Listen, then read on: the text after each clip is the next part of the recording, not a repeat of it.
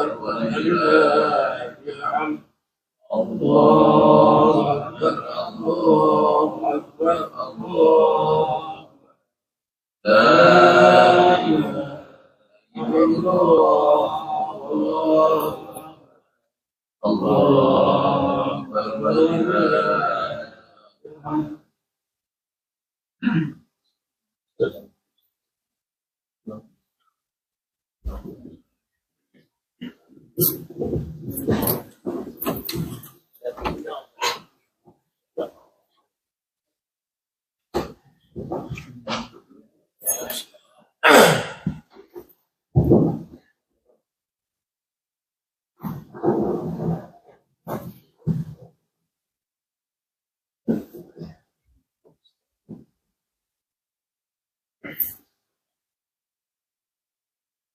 Bismillahirrahmanirrahim. Assalamualaikum warahmatullahi wabarakatuh. Alhamdulillah alladzi hadana li hadza wa ma kunna linahtadiya laula an hadana Allah. Wa asyhadu an la ilaha illallah wahdahu la syarika lah wa asyhadu anna Muhammadan 'abduhu wa rasuluh. Allahumma bika asbahna wa bika amsayna wa bika nahya wa bika namutu wa ilaihin nusyur. Asbahna ala fitratil Islam wa kalimatil ikhlas wa ala dini nabiyyina Muhammadin sallallahu alaihi wasallam wa ala millati abina Ibrahim hanifa wa ma kana minal musyrikin. Radina billahi rabba wa bil Islam dina wa bi Muhammadin nabiyya wa rasula. Amma ba'd. Qala Allah Subhanahu wa ta'ala fil Qur'anil Karim, a'udzu billahi minasy syaithanir rajim. Inna Allaha la yughayyiru ma biqaumin hatta yughayyiru ma bi anfusihim. Shadaqallahul 'azim. Bapak-bapak, ibu-ibu, saudara-saudara jamaah salat subuh rahimakumullah. Alhamdulillah kita bersyukur kehadirat Allah Subhanahu wa ta'ala karena di pagi hari ini kita masih diberikan nikmat panjang umur, sehat walafiat, sehingga kita bisa melaksanakan sholat subuh dengan berjamaah. Mudah-mudahan Allah Subhanahu wa ta'ala senantiasa menerima segala ibadah kita. Amin ya rabbal alamin. Salawat dan salam mari sama-sama kita sampaikan kepada junjungan kita Nabi Muhammad sallallahu alaihi wasallam. Bapak Ibu yang saya muliakan, alhamdulillah Bapak Ibu sudah sehat ya, sudah bisa sholat subuh berjamaah. Mudah-mudahan terus semakin membaik sehingga rencana pulang ke Indonesia bisa berjalan dengan lancar. Amin ya rabbal alamin. Bapak Ibu, kita manfaatkan waktu yang singkat ini tadi mengawali kuliah saya ini, saya bacakan satu ayat dalam Al-Quran. Innallaha la yughayyiru ma biqaumin hatta yughayyiru ma bi anfusihim. Sesungguhnya Allah Subhanahu wa ta'ala tidak akan pernah merubah nasib maupun keadaan seseorang maupun masyarakat kecuali yang bersangkutan mau merubah nasib atau keadaannya sendiri, baik yang bersifat materi maupun yang non materi. Alhamdulillah kita hijrah dari Indonesia ke Amerika ini termasuk dalam rangka untuk berubah nasib kita, karena bumi Allah itu luas, ya, bumi Allah luas. Kita kemana saja boleh kita berhijrah dalam rangka tadi untuk memperbaiki keadaan kita, memperbaiki nasib kita. Nah, sebenarnya umat Islam, kalau kita berbicara tentang memperbaiki nasib dalam konteks materi atau dalam konteks rezeki, kita tidak usah terlalu bersusah payah.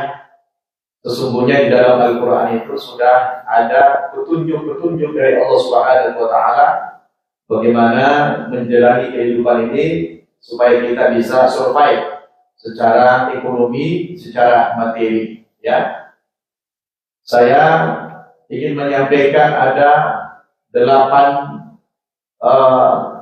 ayat atau 8 konsep di dalam Al-Quran yang dalam rangka untuk merubah nasib kita dari sisi rezeki atau dari segi materi. Yang pertama, Bapak Ibu, ketika kita berbicara materi, berbicara tentang rezeki yang bersifat duniawi, sebenarnya manusia ini, apakah dia beriman atau tidak, beragama Islam atau tidak, selagi dia bernama manusia dan makhluk hidup, sebenarnya Allah Subhanahu wa Ta'ala telah menjamin rezeki setiap manusia ini. Sebagaimana Allah sebutkan dalam Al-Quran surat Hud ayat 6. Wa ma min dabbatin fil ardi illa 'ala Allahi rizquha. Tidak ada satu makhluk hidup pun yang melata di muka bumi ini terkecuali rezekinya sudah dijamin oleh Allah Subhanahu wa Ta'ala. Ini tidak memerlukan keimanan. Mau dia mukmin, mau tidak mukmin, mau beragama Islam atau tidak, selagi dia makhluk hidup, sudah ditanggung rezekinya sama Allah Subhanahu wa Ta'ala. Karena Allah itu maha bertanggung jawab. Ketika Allah ciptakan hambanya, ciptakan makhluk, dia berikan makan makhluk itu, dia berikan kehidupan kepada makhluk itu. Nah, itulah Allah Subhanahu wa Ta'ala, kemahakasiannya, kemahasayangan daripada Allah Subhanahu wa Ta'ala. Nah, karena rezeki jaminan ini masih misterius, artinya kita tidak tahu seberapa besar rezeki kita yang dijamin oleh Allah Subhanahu wa Ta'ala, maka Allah tidak mencukupkan sumber rezeki kita hanya dari rezeki jaminan itu. Tapi Allah berikan kita sumber-sumber rezeki yang lain, yang insya Allah dengan sumber-sumber ini siapapun di antara kita bisa akan survive di dunia ini. Tidak perlu menjadi orang yang melarat, orang yang miskin sekali, orang sampai mengemis. Ya, sebenarnya itu tidak perlu terjadi kalaulah umat Islam itu mengamalkan konsep-konsep yang telah ditentukan oleh Allah di dalam Al-Quran. Nah, itu yang pertama. Yang kedua, sumber pendapatan kita, sumber rezeki kita kata Allah Subhanahu wa Ta'ala adalah dari sumber-sumber usaha, sumber kita bekerja. Allah sebutkan dalam Al-Quran surat An-Najm ayat 39, wa al-laisa lil insani illa ma sa'a. Manusia tidak memperoleh apa-apa kecuali dari apa yang dia usahakan sendiri. Artinya kita sebagai manusia wajib berusaha, wajib bekerja. Tidak boleh menghitung bintang di langit, tidak boleh mengharapkan turun hujan emas dari langit sana. Jadi kita harus ada usaha, dan berusaha di dalam hukum Islam itu hukumnya wajib, ya. Karena kita tidak boleh bersantai-santai, tidak boleh berleha-leha, apalagi sampai bermalas-malas menjadi orang yang pengemis. Jadi menyusahkan orang lain, merepotkan orang lain, itu tidak boleh dalam Islam. Ya, atau kalau ada pemerintah membiarkan rakyat yang minta-minta di jalan padahal mereka orang yang kuat secara fisik, itu sebenarnya harus ditangkap. Dikirim mereka ke lembaga-lembaga sosial. Masa badannya pekar menjadi pengemis di jalanan, itu adalah melanggar hak asasi sebenarnya, itu tidak boleh. Kenapa? Bertentangan dengan ajaran agama. Kecuali dia sudah uzur, memang dia katakan dia buta, atau dia sudah tidak ada lagi kekuatan apa-apa, tidak ada yang bisa membantu dia, anak-anak juga tidak bisa membantu, dan mungkin dia bisa dengan cara mengemis atau minta bantuan kepada orang lain. Namun sumber rezeki kita Bapak Ibu adalah dengan kita berusaha, ya. Usaha itu wajib hukumnya. Bahkan kita sudah bekerja pun masih disuruh oleh Allah untuk, ya, faidza faraghta fansab. Apabila kamu sudah selesai mengerjakan satu pekerjaan, ya bergegaslah untuk mengerjakan pekerjaan yang lain lagi. Jadi kita ini supaya kita menjadi orang yang kuat. Karena Rasul katakan al-mu'minul qawi khairun minal mu'minid dha'if. Mukmin yang kuat itu lebih baik daripada mukmin yang lemah. Kuat dalam segala bidang kehidupan, terutama kuat secara materi, kuat secara dunia. Ya, kenapa hari ini kita dijajah oleh bangsa-bangsa yang kuat? Karena umat Islam lemah ekonomi kita, betul tidak? Kita tidak saling ta'awun, tidak saling tolong menolong. Jadi ada sumber rezeki yang lain, yaitu lewat usaha. Yang ketiga, sumber pendapatan lain yang bisa kita upayakan adalah lewat bertakwa kepada Allah Subhanahu wa Ta'ala. Bertakwa itu juga adalah di antara cara kita mendapatkan rezeki dari Allah Subhanahu wa Ta'ala. Allah mengatakan, "Wa may yattaqillaha yaj'al lahu makhraja wa yarzuqhu min haitsu la yahtasib." Barang siapa yang senantiasa bertakwa kepada Allah Subhanahu wa Ta'ala, niscaya Allah akan mengeluarkan dia dari segala macam kesulitannya dan diberikan rezeki yang tidak disangka-sangka datangnya. Jadi jangan takwa itu hanya sekedar mendatangkan pahala, hanya mendapatkan surga nanti di akhirat. Ternyata dengan kita takwa kepada Allah Subhanahu wa Ta'ala akan bertambahnya pendapatan kita, bertambahnya rezeki kita, Bapak Ibu Saudara. Bahkan kita dikeluarkan dari segala macam kesulitannya. Saya lihat orang-orang yang takwa di Jakarta itu, Masya Allah, ya, nggak ada yang melarang. Orang yang takwa saya lihatin, ya, kita kan bisa melihat orang yang takwa itu.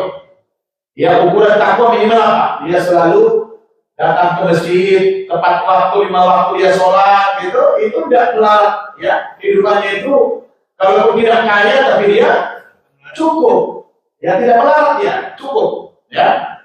Tapi orang yang tidak bertakwa itu sudahlah usahanya tidak jelas, takwa pun tidak, itu menjadi orang yang mental pengemis. Nah, jadi Bapak Ibu, lewat bertakwa itu bisa menambah pendapatan kita. Ya, menjadi sumber rezeki kita lewat takwa kepada Allah Subhanahu wa Ta'ala. Yang keempat, ya, bisa juga lewat istighfar. Memperbanyak istighfar juga adalah sumber rezeki. Allah katakan dalam surat Nuh ayat 10 sampai 12, "Faqul tastaghfiru rabbakum innahu kana ghaffara yursilis samaa'a 'alaikum midrara wa yumdidkum bi amwalin wa banin." Ya, maka ucapkanlah istighfar yang banyak kepada Allah Subhanahu wa Ta'ala, niscaya Tuhanmu itu adalah akan mengampuni dosamu, kata Allah.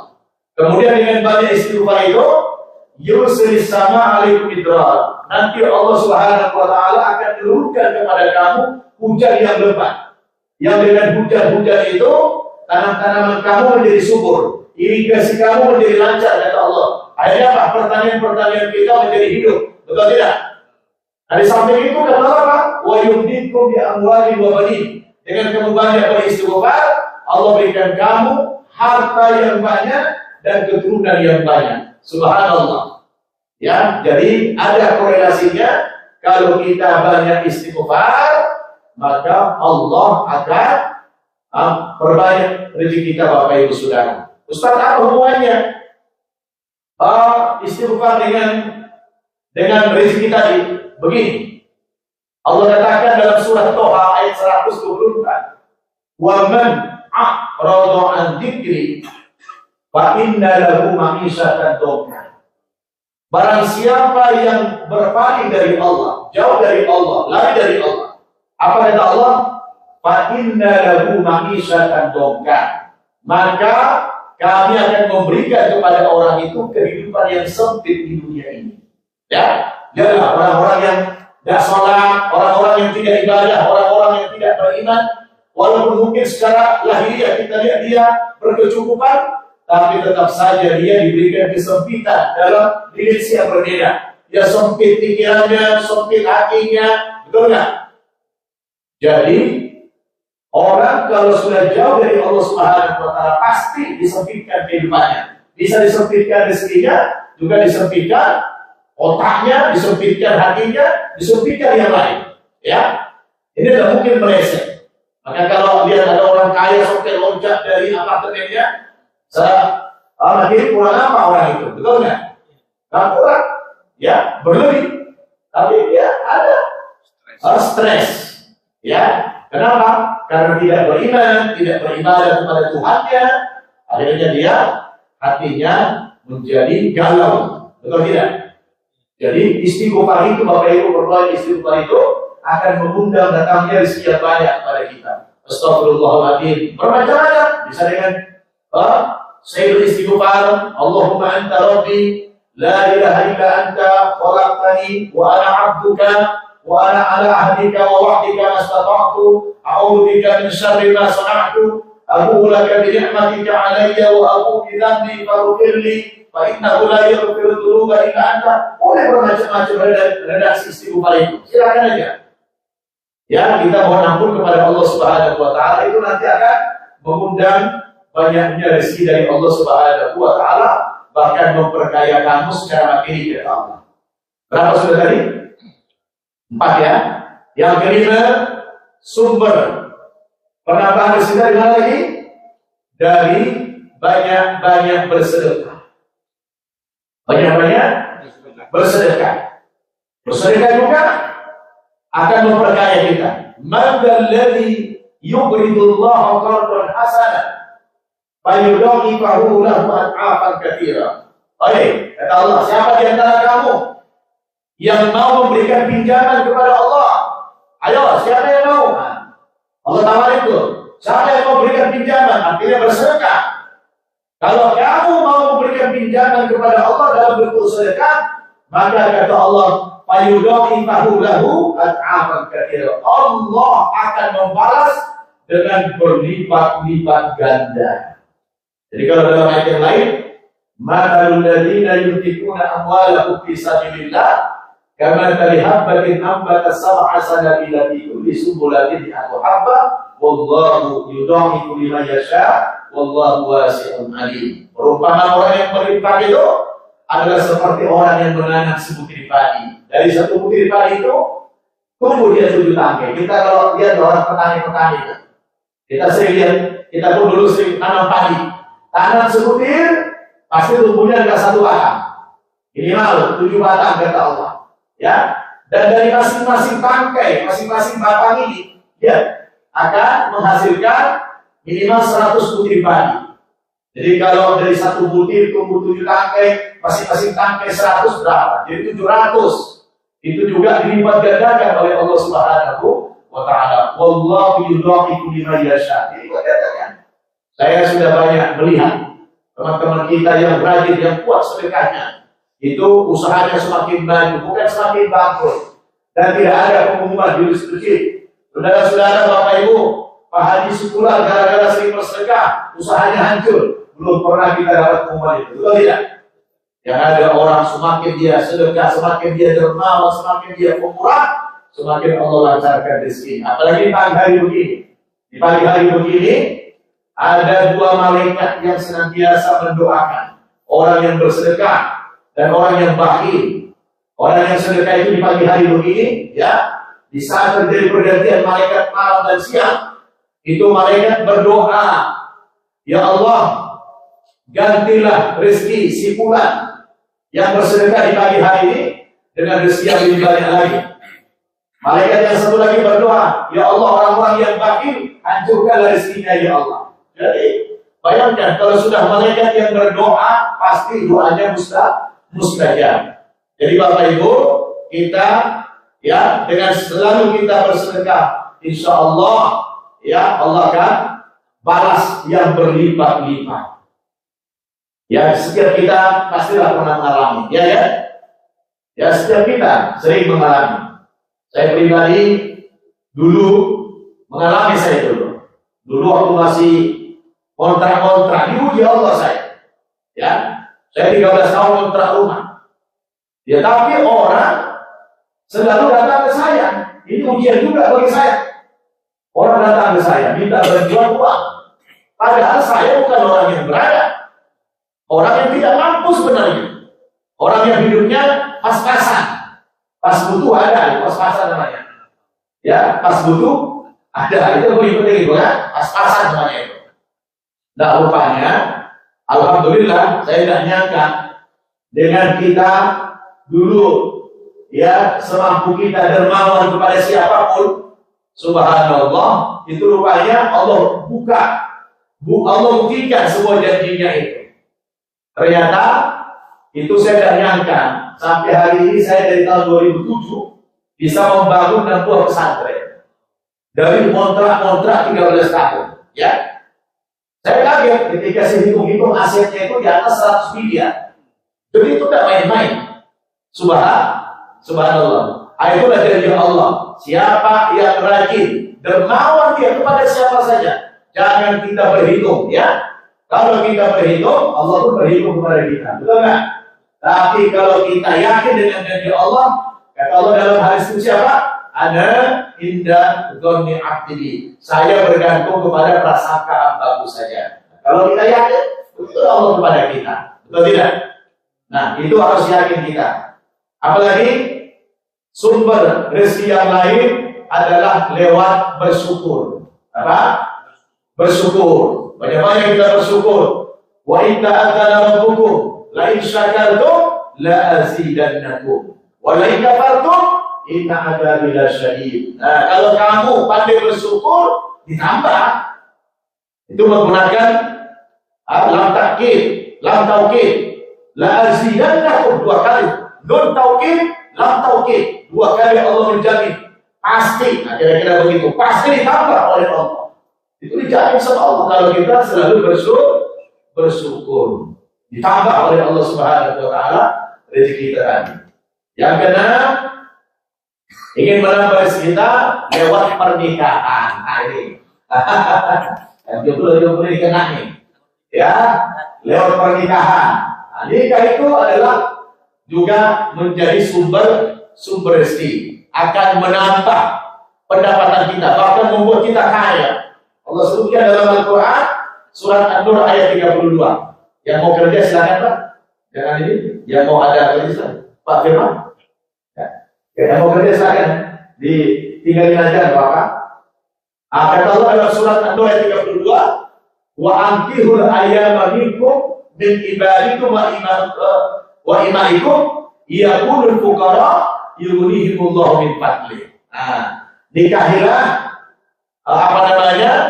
wanita-wanita baik dari hamba-hamba sahaya, anak-anak yatim maupun orang-orang yang punya ayah ibu, di antara mereka yang solehah, kata Allah, nikahilah mereka, kata Allah. Ia pun fuqara. Jika kamu sekarang ada orang yang fakir, sebelum nikah kamu fakir, miskin, ya tidak punya apa-apa, kalau kamu nikah dengan sebuah keyakinan, yughnihimullahu min fadli. Allah kayakan kamu. Allah menggunakan kalimat kaya. Bukan Allah berikan rezeki. Allah kayakan kamu dari sisinya. Subhanallah. Ada orang nanya sama saya dalam suatu ceramah, Ustaz, saya sudah nikah, tapi masih diri lagi rezeki. Saya bilang nikah lagi lah. Ya, nikah lagi ya. Ya Ustaz. Ya, tambah terus, tambuhan. Ya kan? Jadi nikah itu mendatangkan rezeki, bahkan kekayaan. Yughnihimullahu min fadli. Allah memberikan kekayaan kepada kamu dari sisinya. Subhanallah. Jadi kalau kita fakir-fakir, makanya lihat jumlah orang yang kaya-kaya itu kebanyakan orang yang sudah nikah. Ada berapa perbandingannya? Berapa persen orang yang jomblo kaya? Bisa dihitung dengan jari, betul ya? Kebanyakan yang kaya dari kalangan orang yang sudah menikah. Tapi yang kaya, jomblo yang kaya mana? Jarang kita temukan itu kan? Nah, yang sudah nikah pasti kaya. Kenapa? Karena rezekinya digabung. Rezeki istrinya masukkan ke dia. Ada anak nanti dikasih lagi ke dia. Jadi gabung. Kalau gabung kan lebih hemat. Betul nggak? Katakan kita punya rezeki per hari $20 seorang, 20. Nah, kalau punya anak 8, digabung, masak, dikirimkan. Jadi kaya kita nantinya. Betul nggak? Nah, ini sumbernya masalah dari pernikahan. Yang terakhir yang ke-8, konsepnya adalah dari memperbanyak anak. Ya, memperbanyak anak juga adalah menambah kekayaan, menambah rezeki. Dalam surat Al-Isra ayat 31 kata Allah, "Wa la taqtulu auladakum khasyatal imlaq." nahnu narzuquhum wa iyyakum. Jangan kamu bunuh anak-anakmu karena kamu takut miskin, takut tidak sanggup memberi makan anak itu. Jangan. Nahnu narzuquhum, kamilah yang memberikan rezeki kepada anak-anak itu, kata Allah, dan juga kepada kamu. Jadi Bapak Ibu jangan takut. Kita bikin KD, harus KD memang. Saya setuju bikin KD, tapi keluarga besar. Bukan keluarga yang diprogram, bukan keluarga yang berencana 2 anak cukup. Nah, banyak anak, insya Allah banyak rezekinya. Apalagi di Amerika, ada return tax ya kan? Wah itu setiap tahun berapa itu? $1.000 satu anak. Ya kalau banyak dia punya pajak itu, ya alhamdulillah. Lumayan bisa beli mobil satu itu setiap tahun itu, ya kan? Kalau dapat return tax itu. Jadi Bapak Ibu, ini konsep kadang-kadang yang terakhir ini diamalkan sahabat Cina ini. Orang Cina mengamalkan ayat ini yang terakhir ini, walaupun itu Islam. Juga banyak anaknya, betul nggak? Dan terbukti katanya kalau banyak anak miskin. Nah sekarang negara paling kaya berapa? Itu negara Cina paling kaya sekarang di dunia, betul nggak? Amerika aja berutang, kita berutang, negara Arab aja berutang juga sama Cina, betul nggak? Jadi ini sudah terbukti kalau banyak anak banyak rezekinya, ya. Jadi Bapak Ibu, ini sebenarnya dalam rangka kita merubah nasib kita, merubah keadaan kita, merubah rezeki kita. Jangan sampai kita sabar terus dalam keadaan susah, ya kan? Ada peluang-peluang kita menambah rezeki dengan mengamalkan ayat ini, ya kan? Dan ini bukan konsep yang asal-asal konsep begitu saja. Ini kalau kita praktekkan dengan sungguh-sungguh, insya Allah tidak mungkin Allah mengingkari janjinya, betul? Pasti akan berubah nasib kita semuanya. Ya ini aja Bapak Ibu, mudah-mudahan ini bermanfaat ya. Insya Allah kita ini atau depan udah kaya semua. Insya Allah. Ada itu. Oh ya.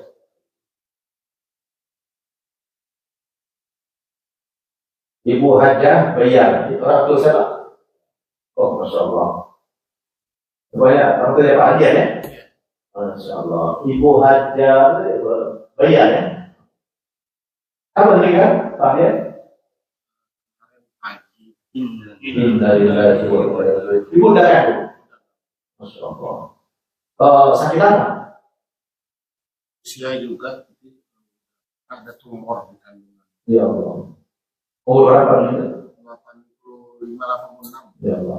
Masya Allah. Ya kita terus berduka cita atas kepergian ibunda daripada Pak Hadiah Caniago. Ibu almarhumah Hajah Bayar binti Tain Malin Mandaro. Tain ya. Ya, mudah-mudahan ya beliau tidak sempat pulang lagi karena perjalanan juga pulang dari sini ke sana sudah dikubur juga. Yang bisa dilakukan oleh anak hanyalah ya mungkin Pak Hadiah melakukan sholat gaib dari Amerika ini buat ibunda kita. Dan juga mendoakan beliau dan berbakti dalam cara yang lain, ya. Berbakti sama ibunda ini masih banyak caranya walaupun beliau sudah berpulang ke rahmatullah. Ya dia membangunkan satu apa, gitu kan?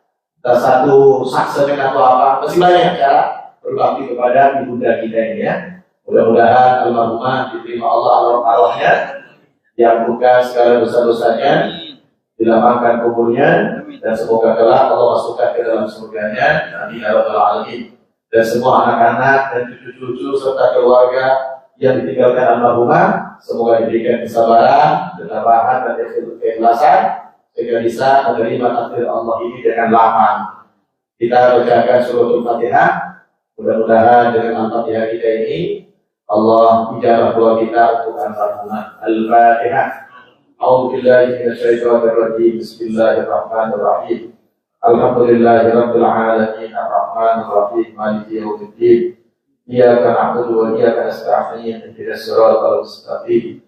Siratal ladzina an'amta 'alaihim ghairil maghdubi 'alaihim waladdallin. Amin. Astaghfirullahaladzim. Astaghfirullahaladzim. Astaghfirullahaladzim. Min kulli dhanbin wa natubu ilaih. A'udzu billahi minasyaitonir rajim. Bismillahirrahmanirrahim. Alhamdulillahirabbil alamin. wassalatu wassalamu ala asrafil mursalin sayyidina Muhammadin wa ala alihi wa sahbihi ajma'in. Amin ya rabbal alamin. Allahumma rabbana taqabbal minna salatana wa siyamana wa qiyamana wa ruku'ana wa sujudana wa tadarru'ana wa tafassu'ana wa ta'abbudana wa tammim taqsirana ya arhamar rahimin.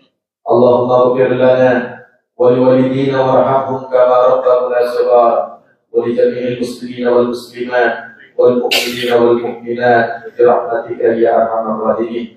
ربنا اغفر لنا ولاخواننا الذين سبقونا بالايمان ولا تجعل في قلوبنا غلا للذين امنوا ربنا انك رؤوف رحيم. ربنا ظلمنا انفسنا وان لم تغفر لنا وترحمنا لنكونن من الخاسرين.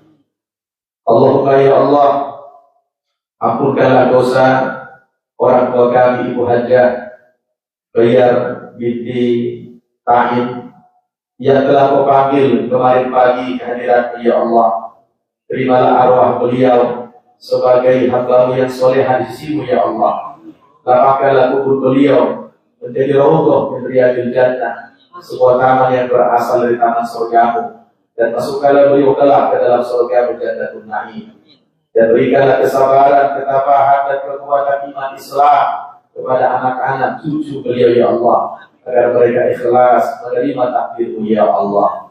Allahumma ighfir laha warhamha wa'afiha wa'fu anha wa akrim nuzulaha wa wasi' mudkhalaha wa usilaha bil ma'i wal thalji wal barad ونقه من الخطايا كما ينقى الثوب الأبيض من الدنس. اللهم اجعل قبرها روضة من رياض الجنة ولا تجعل قبرها حفرة من حفر النار. ربنا آتنا في الدنيا حسنة وفي الآخرة حسنة وقنا عذاب النار. اللهم اختم لنا يا الله بحسن الخاتمة ولا تختم علينا بسوء الخاتمة. اللهم اختم لنا بحسن الخاتمة ولا تختم علينا بسوء الخاتمة. اللهم إنا نسألك رضاك والجنة ونعوذ بك من سخطك والنار. وصلى الله على سيدنا محمد وعلى آله وصحبه وسلم والحمد لله رب العالمين. تقبل الله منكم minna wa minkum taqabbal ya karim. Kita tutup dengan doa kafaratul majelis. Subhanallahi wa bihamdik asyhadu an la ilaha illa anta astaghfiruka wa atubu ilaik. Wassalamualaikum warahmatullahi wabarakatuh. Abi kalau 4 berarti rezekinya tambah banyak dong. Ya. Kalau 4 kali tambah banyak rezeki. Oh iya. Satu ada cekek mau bini lu.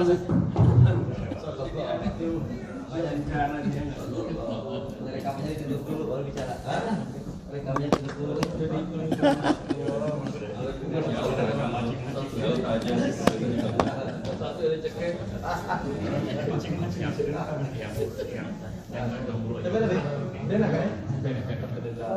Oke, Iqomah masih jam 4.45 PM. Fajar prayer masih jam 4.45. 4:45 PM. Thank you very much. See you this afternoon. Insyaallah ya. Jazakumullah khairan.